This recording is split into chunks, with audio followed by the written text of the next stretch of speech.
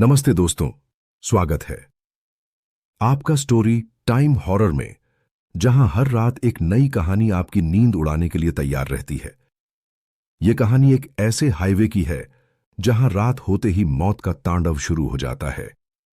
कहानी का नाम है ट्रक ड्राइवर की आपबीती। मैं हूं रामप्रसाद यादव, एक ट्रक ड्राइवर। पिछले 20 साल से भारत के हर कोने में ट्रक दौड़ाया है, रेगिस्तान से लेकर पहाड़ों तक, गांव से लेकर महानगरों तक। लेकिन आज जो किस्सा मैं आपको सुनाने जा रहा हूं, वो मेरी जिंदगी का ऐसा हादसा है जिसे सोचकर आज भी मेरी रूह कांप उठती है। यह कोई साधारण यात्रा नहीं थी। यह एक ऐसा सफर था जहां मेरे ट्रक ने न केवल सड़क पर सफर किया, बल्कि आत्माओं की दुनिया में भी कदम रखा। साल 2014 की बात है। मुझे पश्चिम बंगाल के जलपाईगुड़ी से उत्तराखंड के पिथौरागढ़ तक इलेक्ट्रॉनिक सामान की डिलीवरी करनी थी। सामान की कीमत ज्यादा थी, इसलिए मालिक ने ताकीद दी कि समय पर पहुंचना जरूरी है। समय की कमी के चलते मुझे रात में भी चलना पड़ा। उस दिन शाम को करीब 5 बजे मैं जलपाईगुड़ी से निकला। रास्ता लंबा था और कई पहाड़ी इलाकों से गुजरता था। रात होते होते आसमान काला पड़ गया, घना जंगल शुरू हो गया था और मेरे ट्रक की हेडलाइट ही एकमात्र सहारा थी। रात के करीब 1 बजे मैं एक सुनसान मोड़ पर पहुंचा, जिसे स्थानीय लोग मृत्यु मोड़ कहते हैं। वहां न कोई लाइट थी, न कोई आबादी। अचानक ट्रक की हेडलाइट टिमटिमाने लगी। मैं चौंक गया। तभी सामने एक सफेद साड़ी में लिपटी औरत खड़ी दिखी। मैंने झट से ब्रेक मारा।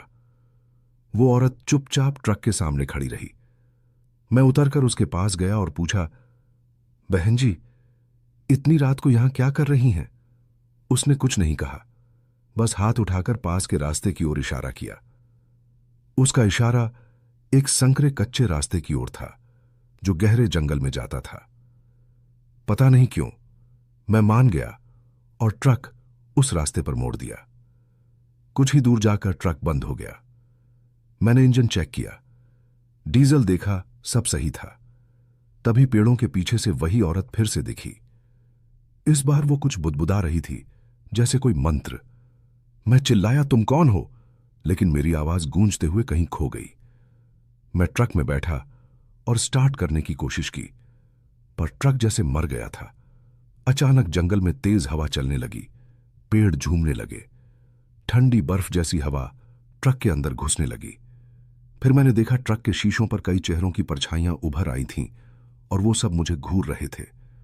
मेरे कानों में बच्चों के रोने, औरतों की चीखने और किसी अज्ञात पुरुष की हंसी की आवाज आने लगी। मैंने आंखें बंद कर लीं और भगवान का नाम लेने लगा। कुछ मिनटों बाद आवाजें गायब हो गईं। तभी एक बूढ़े बाबा सामने आए, हाथ में लालटेन लिए। उन्होंने मुझे ट्रक से बाहर आने को कहा। तू नई आत्माओं के इलाके में घुस आया है बेटा, उन्होंने कहा। भाग ले जब तक मौका है। मैंने पूछा, क्या है यह जगह? बाबा बोले, यहां पहले एक गांव था जिसे एक तांत्रिक ने शाप दे दिया। गांव वाले भयंकर आग में जल मरे और अब उनकी आत्माएं इसी जंगल में भटकती हैं। बाबा ने बताया कि 1965 में इस इलाके में एक अमीर जमींदार रहता था। उसने एक तांत्रिक की बेटी से जबरदस्ती की और उसे मार डाला। बदले में तांत्रिक ने पूरे गांव को शाप दिया कि कोई भी इस इलाके से जिंदा नहीं निकलेगा। जो आत्मा एक बार देख लेगी, वो तुम्हें अपने साथ ले जाएगी। मैंने डरते हुए पूछा, अब मैं क्या करूं? बाबा ने मुझे एक नींबू, लाल धागा और हनुमान चालीसा दिया। बोले, जब तक सूरज न निकले ट्रक मत चलाना और यह चालीसा पढ़ते रहना। मैंने बाबा की बात मानी, ट्रक में बैठा और हनुमान चालीसा पढ़ना शुरू कर दिया। आधी रात को फिर से वो औरत सामने आई। इस बार उसके साथ कई और आत्माएं थीं। वे मेरे ट्रक के चारों ओर घूमने लगीं। शब्द समझ नहीं आते थे, पर उनकी आंखों में गुस्सा और पीड़ा थी। मैंने आंखें बंद करके चालीसा जोर से पढ़नी शुरू की। सुबह की पहली किरण जैसे ही ट्रक पर पड़ी, सब कुछ शांत हो गया। आत्माएं गायब हो गईं, हवा बंद हो गई और ट्रक अपने आप स्टार्ट हो गया। मैंने तुरंत ट्रक मोड़ा और वापस मुख्य सड़क की ओर दौड़ाया। मोड़ से निकलते ही पीछे देखा, वही बाबा खड़े थे, हाथ हिला रहे थे। उस दिन के बाद मैंने कभी रात में उस रास्ते से सफर नहीं किया। वो मृत्यु मोड़ अब भी वहां है। कई और ड्राइवरों ने वहां हादसे की शिकायत की है, कुछ तो कभी वापस नहीं आए। अब मैं इस घटना को सबको सुनाता हूं ताकि कोई और उस रास्ते पर रात को न जाए। आत्माओं की दुनिया असली है और कुछ जख्म वक्त भी नहीं भर सकता। कुछ दिन बाद जब मैं अपने गांव लौटा तो लगता था जैसे कोई परछाई मेरा पीछा कर रही हो। रात को सपनों में वही सफेद साड़ी वाली औरत दिखती, पर इस बार वो कुछ कह रही थी, हमें मुक्ति चाहिए, हमें छोड़ दो। मैंने सोचा ये मेरा वहम है, लेकिन फिर एक रात ट्रक की लॉग बुक खुद ब खुद खुल गई और उसमें किसी ने लाल स्याही से लिखा था, फिर आना, अधूरी आत्माएं इंतजार कर रही हैं। मैं डर गया। मैंने पंडित से संपर्क किया। पंडित रामकुमार जी ने मेरी कुंडली देखी और बोले, तुमने एक शापित स्थान को छू लिया है। वो आत्माएं तुमसे कुछ चाहती हैं। जब तक तुम नहीं जाओगे और उनका काम पूरा नहीं करोगे, वो तुम्हारा पीछा नहीं छोड़ेंगी। मैंने पूछा, कैसा काम? पंडित ने आंखें बंद की और ध्यान में चले गए। फिर बोले, तुम्हें फिर से उस जगह जाना होगा और वहां दबे हुए सच्चाई को उजागर करना होगा। मैं डरते हुए दोबारा ट्रक लेकर उसी दिशा में निकला, इस बार दिन के उजाले में। पंडित ने मुझे कुछ रक्षा कवच, राख और एक चांदी का ताबीज दिया। इनके बिना मत उतरना, उन्होंने सख्त हिदायत दी। मेरे साथ इस बार एक साथी ड्राइवर भोला भी गया। भोला को मैंने सच्चाई नहीं बताई, सिर्फ इतना कहा कि ट्रक की लाइटिंग सिस्टम में दिक्कत है। जब हम मृत्यु मोड़ के पास पहुंचे तो दोपहर का समय था, लेकिन वहां सूरज की रोशनी भी जैसे घनी पेड़ों से दब चुकी थी। वातावरण में एक अजीब सी सन्नाटा था। मैंने ट्रक रोका और नीचे उतरा। पुराने बाबा अब वहां नहीं थे, लेकिन जमीन पर राख की लकीरें और कुछ जली हुई चूड़ियां अब भी थीं। तभी भोला को अचानक चक्कर आ गया और वो जमीन पर गिर पड़ा। भोला के मुंह से अजीब आवाजें आने लगीं, जैसे कोई और बोल रहा हो, हमारी हड्डियां अब भी इस जमीन में दबी हैं, हमें शांति दो। मैंने तुरंत राख से एक गोला बनाकर भोला के चारों तरफ घेरा खींचा। कुछ ही देर में उसकी आंखें फिर सामान्य हो गईं। अब मुझे यकीन हो गया, इस जमीन में कुछ जरूरी है जिसे मुझे खोजना होगा। मैंने बाबा द्वारा बताई जगह पर खुदाई शुरू की। थोड़ी ही देर में मुझे वहां इंसानी हड्डियां, टूटी हुई चूड़ियां और एक पुराना तांत्रिक यंत्र मिला। तभी जमीन कांपने लगी। आसपास की हवा बर्फ जैसी ठंडी हो गई। पेड़ों की शाखाएं खुद ब खुद हिलने लगीं। आवाज आई, अब तुमने हमें पा लिया, हमारी कहानी सुनो। मेरे सामने धुएं से बनी आकृति उभरी। उसने जो कहानी सुनाई वो रूह कंपा देने वाली थी। मैं थी राधा, तांत्रिक की बेटी। मेरा बलात्कार करके जमींदार ने मुझे मार डाला। मेरे साथ गांव की अन्य औरतों को भी जिंदा जला दिया गया। तब से हम सब आत्माएं यहीं फंसी हैं। कोई हमारी अस्थियां गंगा में विसर्जित कर दे, तभी हमें शांति मिलेगी। मैंने हड्डियों को ट्रक में रखा। भोला अब पूरी सच्चाई जान चुका था। हम सीधे हरिद्वार पहुंचे और पूरे विधि विधान से अंतिम संस्कार करवाया। जब राख गंगा में प्रवाहित की तो मैंने देखा, आसमान में सफेद रोशनी चमकी और वही राधा की आत्मा धीरे धीरे ऊपर उठती दिखी। उसने कहा, रामप्रसाद, अब तेरा रण पूरा हुआ, अब तू आजाद है। वापसी के बाद ट्रक जैसे नया हो गया। उसकी आवाज, स्पीड, ब्रेक सब कुछ और बेहतर लगने लगा, जैसे किसी ने उसे आशीर्वाद दिया हो। भोला ने कहा, भाई लगता है इस ट्रक पर अब कोई साया नहीं, बल्कि कोई रक्षक है। अब 10 साल हो गए हैं इस घटना को। मैं आज भी ट्रक चलाता हूं, लेकिन मृत्यु मोड़ से कभी नहीं गुजरता। रात को जब अकेले ट्रक में बैठा होता हूं, कभी कभी हवा में हल्की सी आवाज आती है। धन्यवाद रामप्रसाद। 3 महीने बीत गए उस घटना को।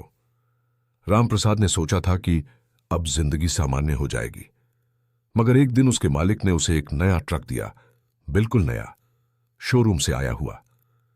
पर जैसे ही रामप्रसाद ने उस ट्रक को हाथ लगाया, उसे एक झटका सा महसूस हुआ, जैसे किसी ने उसका हाथ जकड़ लिया हो। उसने नजरअंदाज किया और ट्रक को यात्रा पर ले गया। रामप्रसाद ने जैसे ही ट्रक के डैशबोर्ड में अपना हनुमान जी का फोटो रखा, पीछे की खिड़की अपने आप खुल गई और एक कागज बाहर उड़ गया। कागज में एक अजीब सी आकृति बनी थी, एक त्रिकोण के अंदर उल्टी आंख, और उसके नीचे लिखा था, वापसी होगी, लेकिन इस बार और भयावह रूप में। रामप्रसाद को फिर एक डिलीवरी मिली, इस बार बिहार के अररिया जिले के पास एक छोटे से कस्बे नरकटिया घाट में। रास्ते में एक घना जंगल पड़ा, जिसमें लोग कहते हैं कि कोई भी ट्रक रात में सीधा नहीं निकल पाता, कोई ना कोई घटना जरूर होती है। रामप्रसाद ने सोचकर दिन में निकलने का फैसला किया, लेकिन जैसे ही जंगल शुरू हुआ, आसमान पर काले बादल छा गए और घना कोहरा ट्रक को निगलने लगा। ट्रक का रेडियो अपने आप ऑन हो गया। उसमें पुरानी तांत्रिक भजन की आवाजें आने लगीं। मुक्ति बिना शांति नहीं, अधूरी आत्मा, अधूरी आग। तभी ट्रक का ब्रेक फेल हो गया। रामप्रसाद ने हैंडल घुमाया और किसी तरह ट्रक को रोक दिया। बाहर उतरा तो देखा पास में एक पुराना शमशान था और वहीं एक तांत्रिक की समाधि। समाधि पर लिखा था, जिन्होंने अधूरी आत्माओं की शांति रोकी, अब उनका अंत निश्चित है। रात वहीं बितानी पड़ी। रामप्रसाद ने फिर से रक्षा कवच बांधा और ट्रक के अंदर बैठ गया। आधी रात को ट्रक के चारों ओर सैकड़ों परछाइयां दिखाई दीं। ये वही आत्माएं थीं जिनकी मुक्ति नहीं हो पाई थी। उनमें एक चेहरा अलग था, वही तांत्रिक जिसकी आंखों से आग निकल रही थी। वो बोला, तूने मेरी बेटी की आत्मा को मुक्ति दी, अब मैं तुझे नहीं छोड़ूंगा। रामप्रसाद का दिल जोर जोर से धड़क रहा था।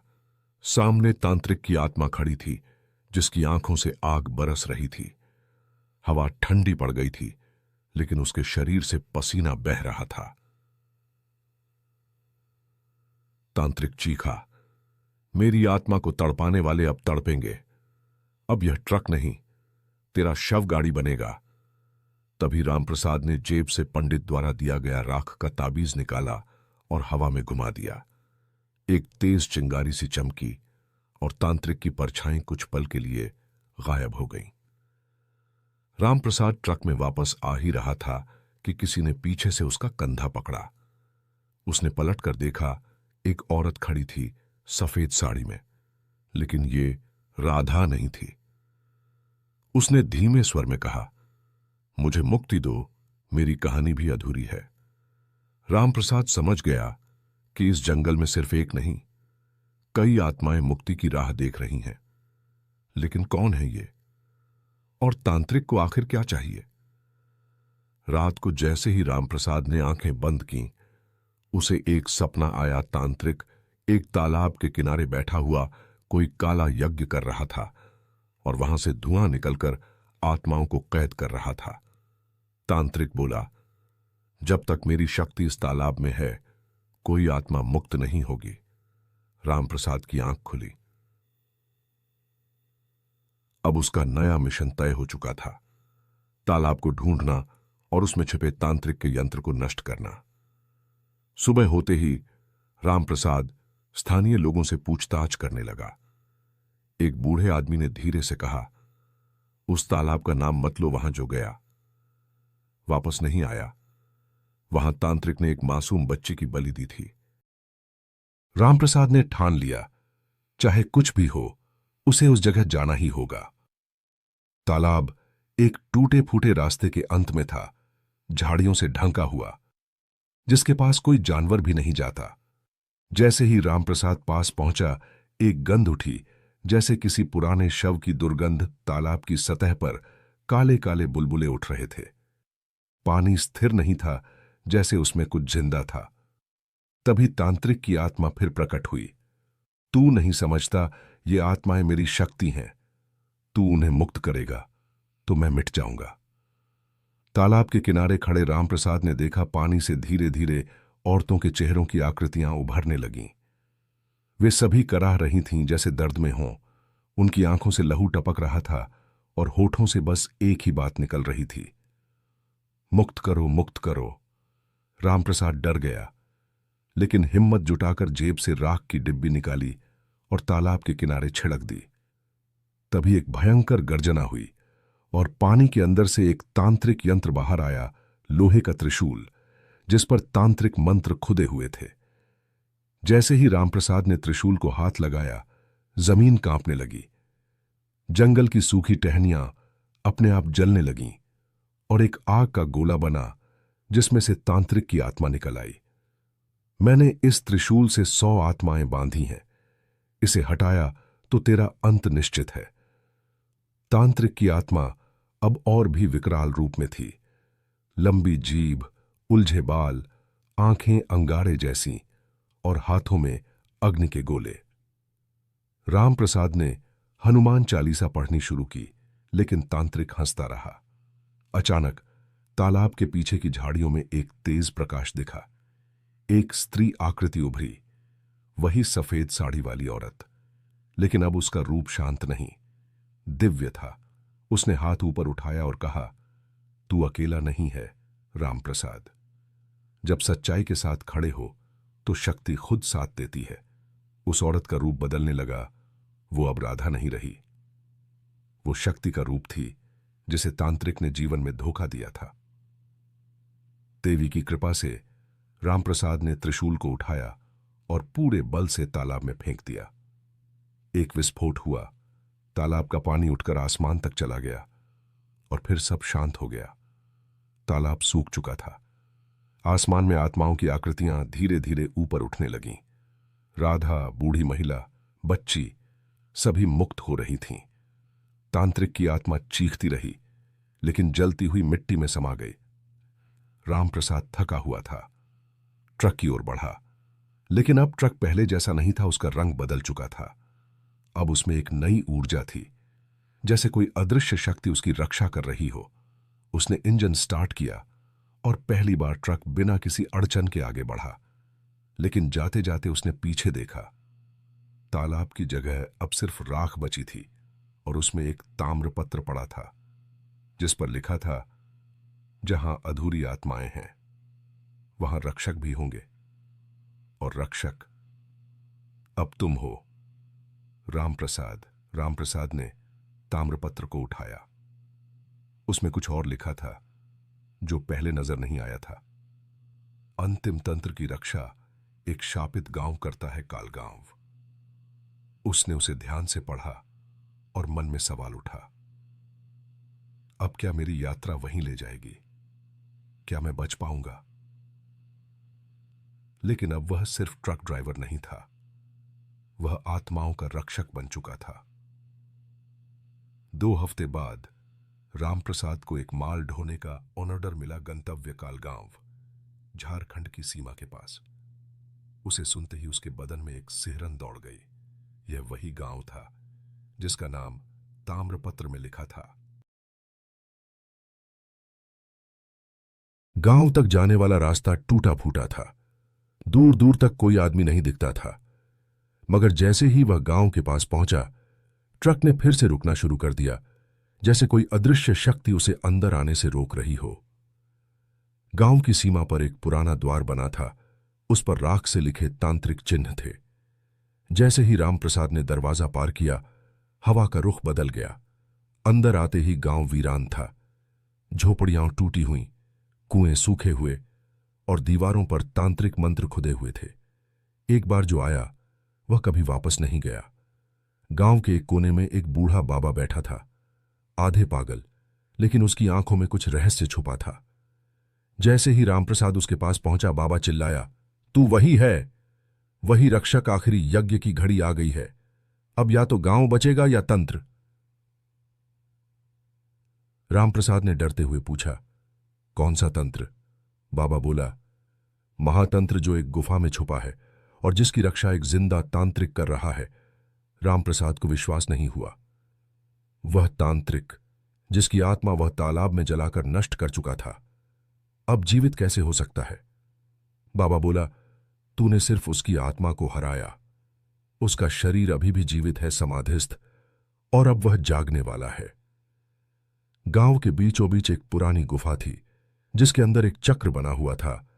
वहां हवा भी भीतर नहीं जाती थी। रामप्रसाद के हाथ कांपने लगे, लेकिन उसने तय कर लिया, इस बार अंत करूंगा हमेशा के लिए। रामप्रसाद गुफा के पास पहुंचा। वहां एक लोहे का भारी दरवाजा था जिस पर लाल रंग से किसी की उंगलियों के निशान बने थे, जैसे किसी ने खून से लिखा हो। प्रवेश का अर्थ है मृत्यु। उसके पैर कांप रहे थे, लेकिन उसे आत्माओं की पुकार सुनाई दे रही थी, वही कराहती आवाजें जो कह रही थीं, अंत करो, मुक्त करो। रामप्रसाद ने अपनी जेब से ताम्रपत्र निकाला और दरवाजे पर रखा। अचानक एक तेज झटका हुआ और दरवाजा धीरे धीरे खुलने लगा। गुफा के अंदर अंधेरा था, लेकिन दीवारों पर कुछ दीपक अपने आप जल उठे।